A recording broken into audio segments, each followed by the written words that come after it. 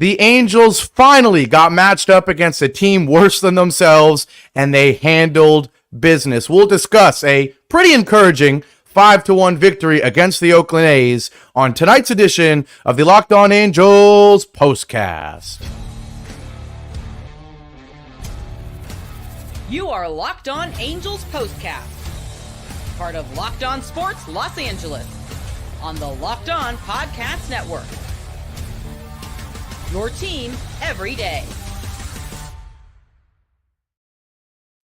Hello, Halo Nation. Hello, Halo hopefuls, and welcome to the latest edition of the Locked On Angels Postcast, coming at you live, as always, after every single Angels game here live on the Locked On Sports Los Angeles YouTube channel, and after the fact, both on the channel and wherever you get the Locked On Angels podcast feed. 5-1 the final in the series opener against the Oakland A's, because yes, there is a team in Major League Baseball and in the AL West that is worse than our Halos, and it is the Oakland A's. We will certainly discuss a pretty encouraging, like I said, 5-1 victory tonight. We will also talk about some pretty unfortunate news, and it's kind of dampened the mood on what should be a Angels win bubbly Monday. Just the Patrick Sandoval, Tommy John, UCL surgery news. We will certainly discuss that, and we'll talk about the stretch going forward, not only this series, but a pretty friendly stretch upcoming for the Angels. What does it mean for the team? And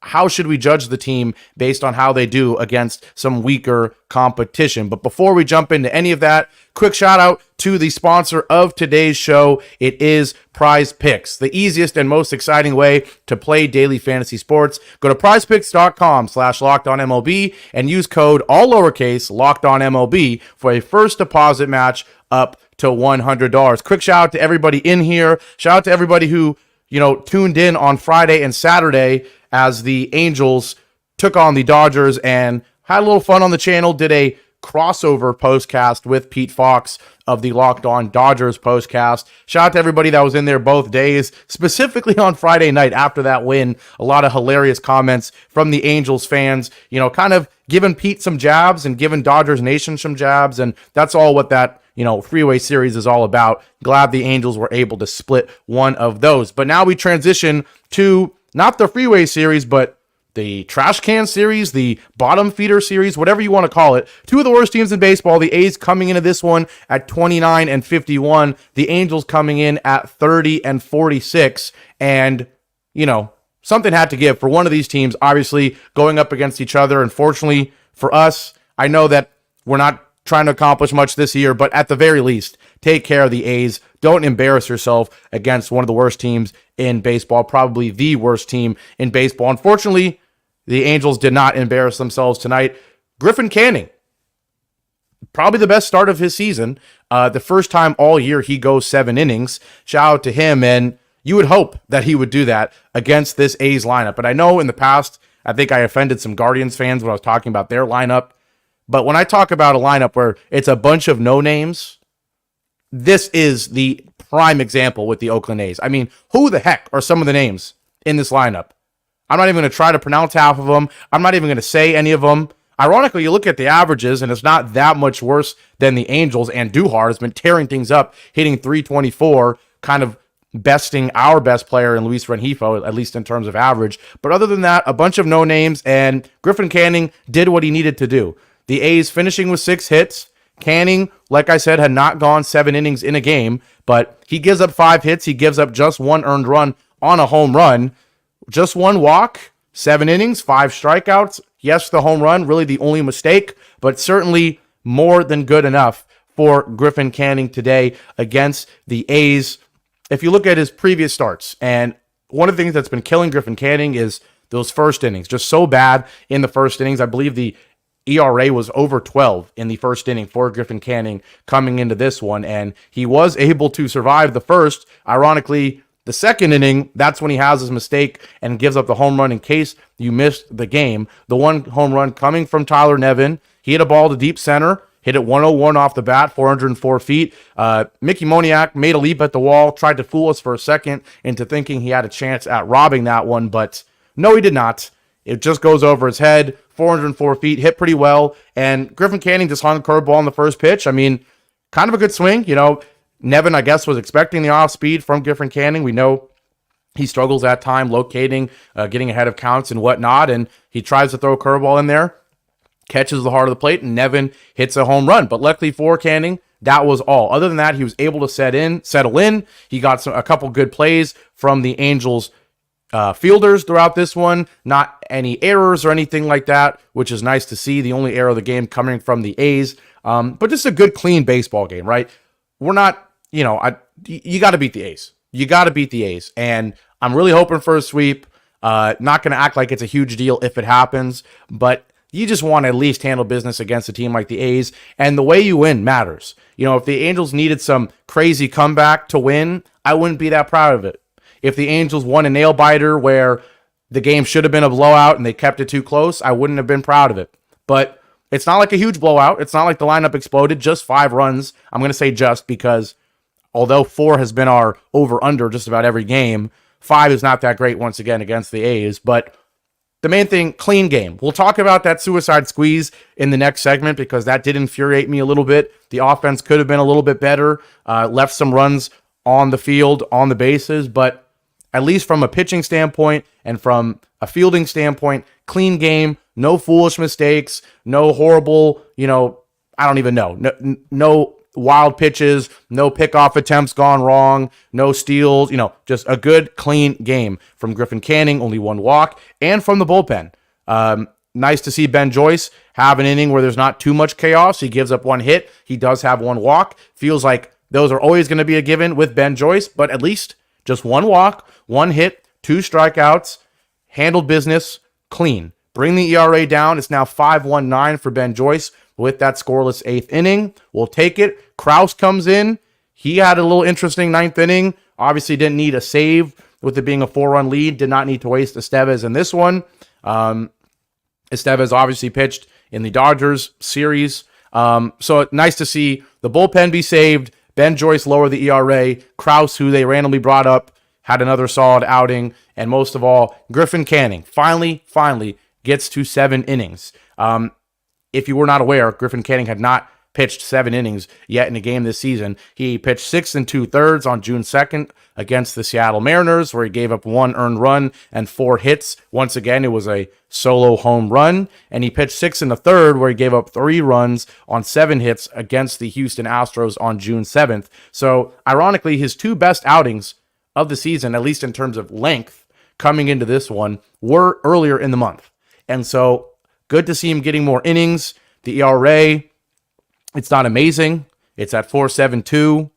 Would like to see it a little bit lower, of course, especially if there's even remote thoughts of trading him. Who knows with trading pitchers now, given all the injuries. Chase Silseth, Patrick Sandoval now, which we'll talk about later. But we will take it, focus on each game one at a time. Griffin Canning, able to handle business, and that's all you can ask. Shout out to everyone in here one more time. Daniel Barry says, yo, always good to see you in here, Daniel. And Anaheim Angel, back as always, he says, victory is the victory at this point. Like you said, we need to handle business. Yeah, that's right. I'm going to keep saying handle business because I know this team is not a world-beating team, not a World Series contender, not even a winning record contender, but you are still a professional baseball team.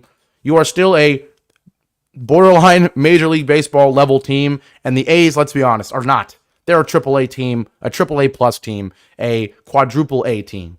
And so handle business against this team at least, please. And they were able to do that. So shout out to Canning, solid start. The record is still awful, 3-8, even after the win. But hey, slowly improve that record. If you can get that ERA under 4 by the trade deadline, maybe you consider dealing him. That would be great. Certainly got a long way to go with it being at 4.72. But Canning handles business, gives up just 5 hits, that 1 solo home run, and the rest of the bullpen did their job. So Angels able to handle business with the pitching, with the fielding, and when we come back, we'll talk about the hitting because 5 runs, not amazing, not terrible. Taylor Ward able to come through at maybe an ideal time. We'll talk about that, and also we'll get to that suicide squeeze and why the heck do the Angels even try to do it at this point? We'll get to that and more, including the Patrick Sandoval injury, after our first break here on the Locked On Angels Postcast. Now, today's show is brought to you by FanDuel. Now, look, I love sports. You love sports. We all love sports. But I certainly love sports, and I love them so much, I never want them to stop. We had the end of the NHL season tonight as the Oilers could not complete the unbelievable 3-0 comeback. They come all the way back, forced to Game 7, but do lose to the Panthers. So I'm not a huge hockey fan, but congratulations to the Florida Panthers for winning the Stanley Cup. So I love sports. I love them so much. I never want them to stop, even though they slowly are. But as the playoffs wind down, in fact, they're over with the NBA and NHL, we get fewer games. And the sports aren't sporting like I want them to, with now the NBA and NHL being done.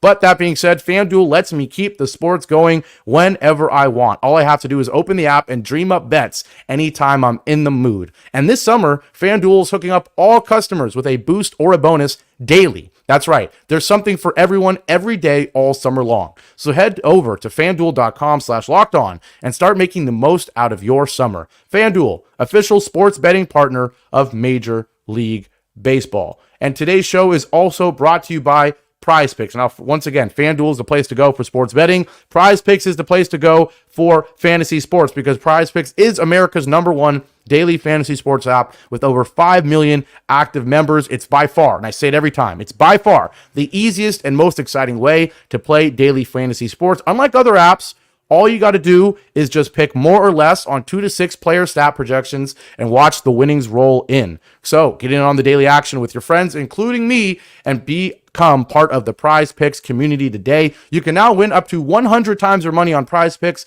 with as little as 4 correct picks. That's right. You can turn $10 into 1,000. And so I highly recommend you download the Prize Picks app today to join me and those millions of other members, and use code LOCKEDONMLB for a first deposit match up to $100. That's code LOCKEDONMLB on Prize Picks for a deposit match up to $100. Pick more, pick less. It's that easy. We are back here live on the Locked On Sports Los Angeles YouTube channel. This is the Locked On Angels Postcast, and I am Gavin Carlson, and the Angels are victorious 5-1 against the AL West bottom feeder in the Oakland A's. We already talked about a solid Griffin Canning start. I don't want to say stellar just because of the competition, but his best start of the season, his first time going 7 innings, and he gave up just 1 run on that home run. But fortunately for Canning, fortunately for all of us and our sanity, the 1 run was not at all the difference because the Angels, for the most part, came to play. 5 runs for the Angels and came on 8 hits. Did have the help of an error, which kind of a questionable error call. We'll get to that. But the Angels wasted no time against Medina, who's not a great starter. Falls to 1-3 with the loss in this one. The ERA is now at 5.25. So certainly he's not great. Has great starts, has awful starts. This one kind of in between, to be honest. But the Angels wasted no time, and it was thanks to Taylor Ward. Rengifo got on with 1 out in the first, getting hit by a pitch, and then Taylor Ward hit one pretty well. 376. He did hit it 103.6 off the bat on a 3-1 count. And this is just a professional veteran at bat. Get ahead in the count. You're against a young pitcher who's not good at locating. You get ahead 3-1. You don't swing at anything. And then on 3-1, you get a sinker right down the middle and you crush it. That's just being a professional, a veteran hitter. And that's what we asked for from Taylor Ward. We're not asking this guy to go 3 for 5. We're not asking him to suddenly replace the production of Mike Trout or anything like that. Mike Trout is an all-world Hall of Famer, one of the best to ever do it. Taylor Ward is not that. But Trout is out. Ohtani is gone. Rendon doesn't even like baseball. Taylor Ward needs to at least be the veteran hitter in this lineup that does veteran things, such as getting ahead 3-1 and getting the job done. And that's what he did here. A 2-run shot, his 13th of the year, and Taylor Ward has not been good in June at all. The average was below 200 in the month of June. And so even after the 1 for 3 with 2 runs and 2 RBIs with the 2-run home run, also had a walk, the average is still just 241. The OPS is still just 757. So Taylor Ward has a lot of work to do to get himself to, that 275, 850 OPS stat line that you can maybe think about finally cashing in. We all know that one of the goals of this season is to cash in on veterans and finally embrace the rebuild, at least from my point of view, at least in the point of view of most smart Angel fans. And so Taylor Ward still has a while to go to reach that stat line we need to really get good value for him and to, truly consider trading him, because that's the one thing. You don't just trade to trade. You got to trade based on value. And as much as it probably doesn't make sense for Taylor Ward to be on this team anymore, if he's hitting 240 with a 757 OPS, you're not going to get enough for him to justify it, at least in my opinion. Hopefully he can improve that stat line. He had a great catch today, robbing a home run in the 9th inning. He had a great catch in the Dodgers series, maybe robbing a home run, probably was going to go off the wall, but he's still a below average fielder. But if you can have some highlight plays, if you can hit some home runs, get some RBIs, improve the hitting stat line, and do enough, the Angels can maybe capitalize on Taylor Ward. And hopefully he has a little bit of time before the deadline. Hopefully he can heat up. He had an awful June. Hopefully this is signaling a good end of June and, more importantly, a big July with the All-Star break mixed in between. Hopefully he can heat up before the deadline. But yes, the Angels picked up 2 in the first thanks to the 2-run shot from Taylor Ward, and they added 2 more in the third. And it was a third that arguably was underwhelming to some degree. The Angels obviously started, not obviously if you didn't watch the game, but the Angels started with 3 base runners. Luis Rengifo had a leadoff single, was able to get by the second baseman and get into right field. And then Taylor Ward had that walk. Then Willie Calhoun had that walk after a wild pitch moved Rengifo and Taylor Ward over.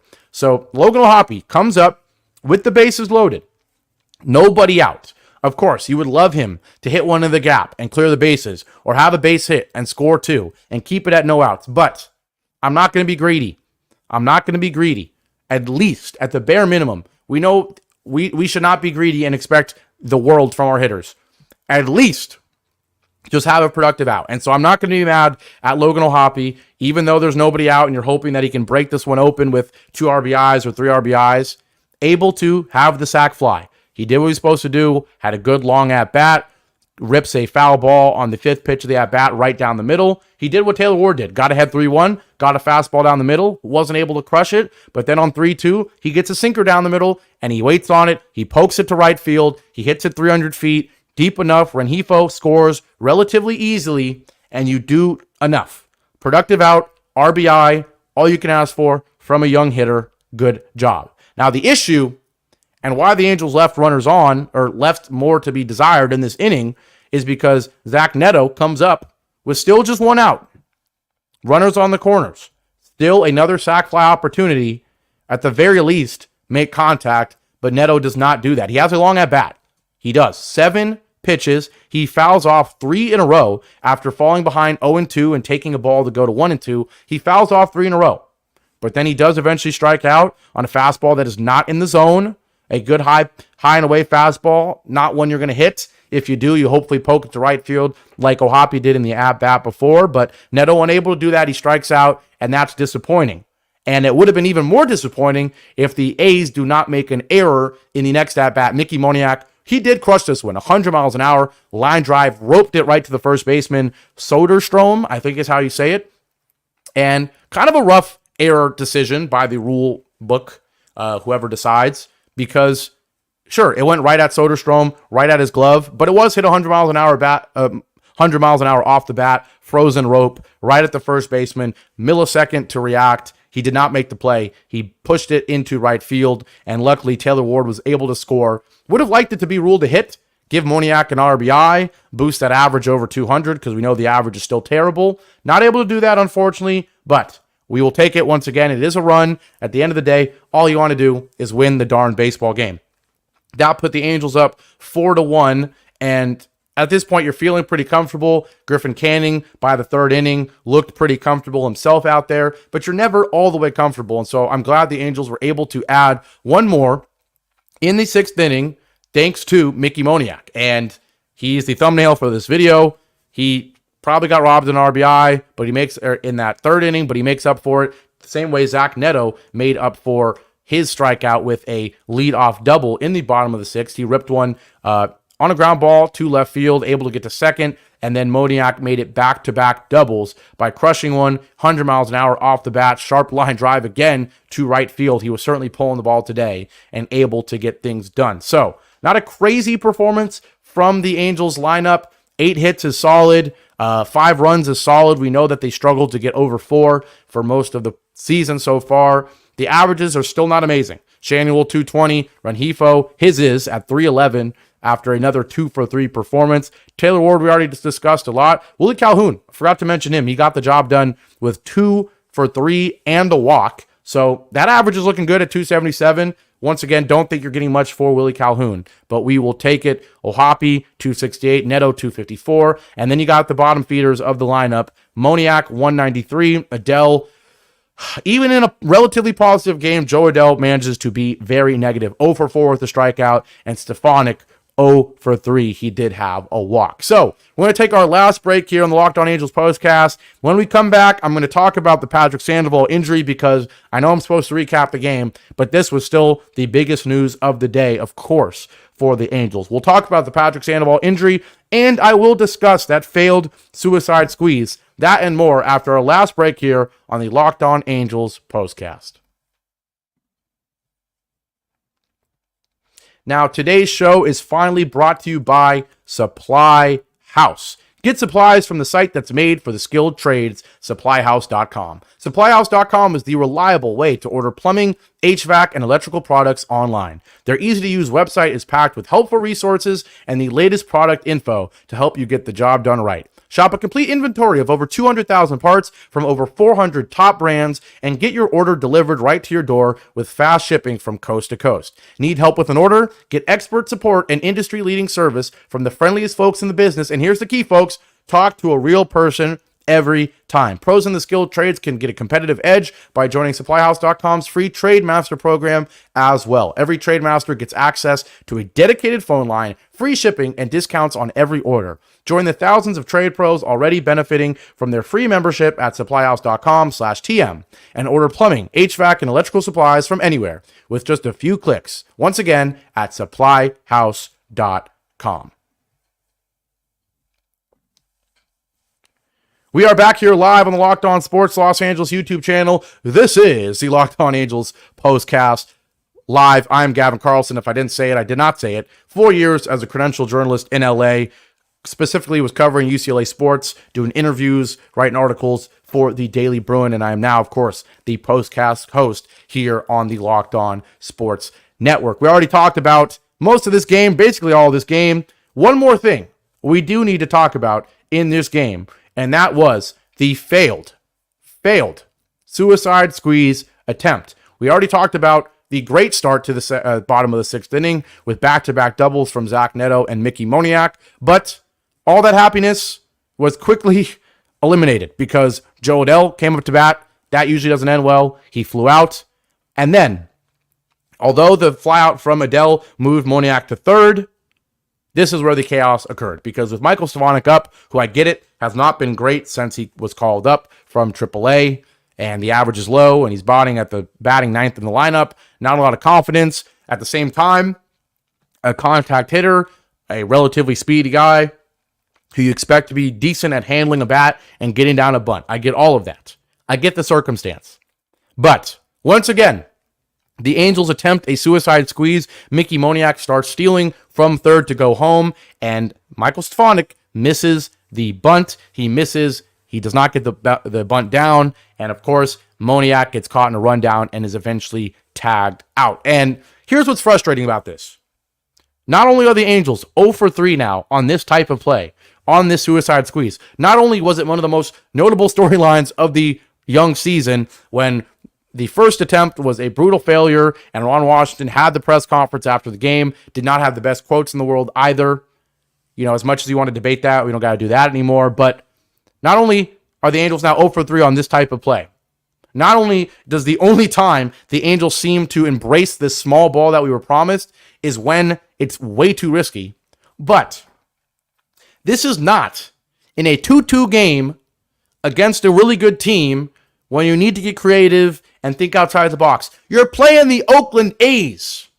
You're playing the Oakland A's. Like, come on. There's one out. There is a sac fly opportunity. They've already did it once this game. There is a hit a weak ground ball to the right side and score a run opportunity. You should not have to resort to a suicide squeeze against the Oakland A's when you're up 5-1. And I get it. Maybe this is Ron Washington's attempt to finally get over that hump, with the suicide squeeze in a game where you're relatively in control.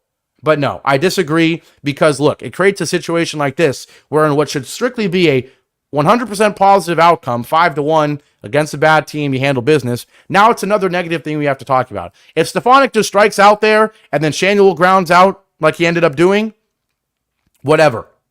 You didn't get another run. At least Neto and Moniak, two young guys, each had doubles. At least you're up 5-1. But now it's another thing we have to talk about. Another failed suicide squeeze. I don't know. Maybe I'm overreacting, but it frustrated me because it felt unnecessary. It felt unnecessary to even have to do this against the A's and for it to end up the way it did. So that was just my little mini rant on that. Tired of seeing the suicide squeeze, but especially in a situation where you're already having a positive game, where you really just need to keep things simple and have a ground ball to the right side or have a sac fly.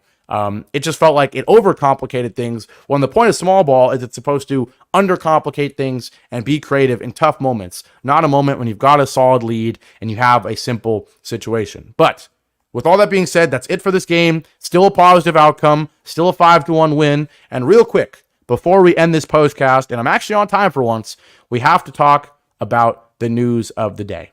Yes, we do. And it is Patrick Sandoval. Because in case you missed the news, that injury, that fluky, weird injury against the Dodgers was not fluky, or maybe still fluky, but not a little injury. Patrick Sandoval needs UCL surgery, needs Tommy John surgery, and is not only out for the rest of this season, but there's a very good chance he will be out for all of 2025 as well. And this is brutal. Obviously, brutal for him, a still relatively young pitcher who the Angels still have a lot invested in. This could have been the year where he became the definite ace, and instead, a rough season, and now no opportunity to overcome the rough start of the season. Instead, it's just a rough season with now a devastating, career-altering Tommy John injury, Tommy John surgery. So, of course, this year did not mean much in terms of the wins and losses, in terms of the postseason. Patrick Sandoval was kind of a weird guy, not weird, but like a unique guy coming into this year where, yes, he is a guy for the future. He is not a Taylor Ward. He is certainly not a Kevin Pillar or a Willie Calhoun or any of these older guys, a Hunter Strickland, even a Estevez. He's not one of those guys where if he has a good year, you're trading him at the deadline. Of course not.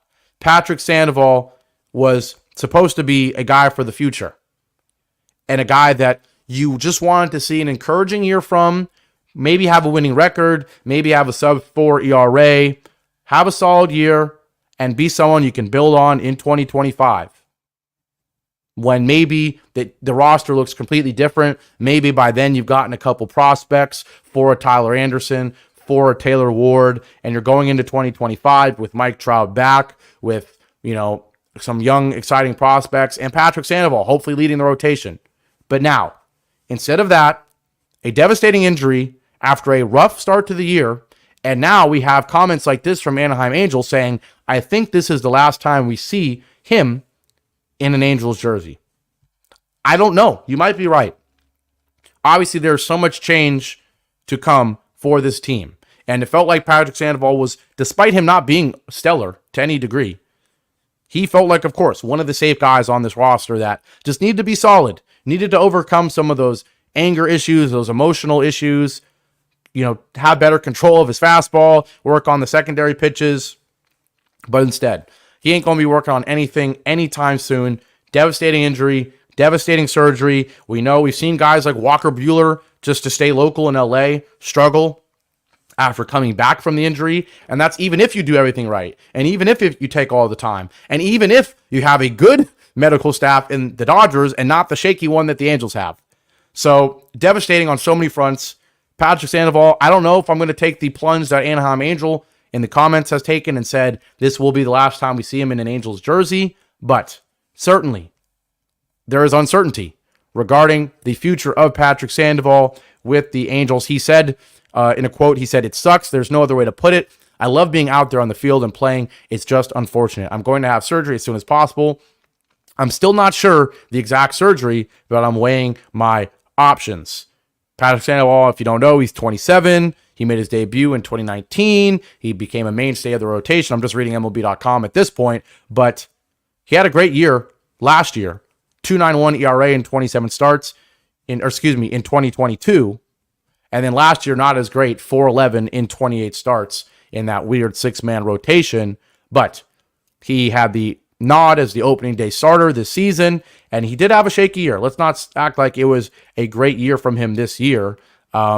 But still, like I said, a guy that you were supposed to be talking about being the future of the Angels rotation, one of those guys, even though he's 27 and certainly not young. And who knows, maybe at the deadline, if his ERA is 3 and not 5, and somehow the Angels decide he's good enough to trade but not good enough for the future, maybe the Angels would have dealt him. Who knows? But now it looks like a guy is going to come back. He's going to be 29 years old in 2026, coming off a Tommy John surgery after a half of a season where he goes 2-8 with a 5.08 ERA.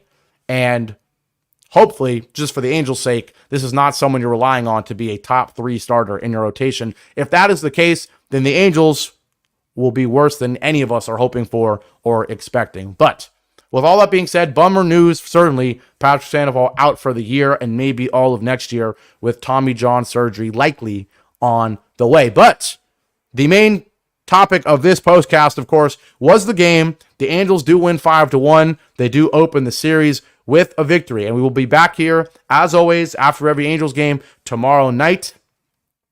I didn't even talk about the stretch that's coming up for the Angels. Long story short, the Angels, including this game, have 16 straight games against teams with a below 500 record.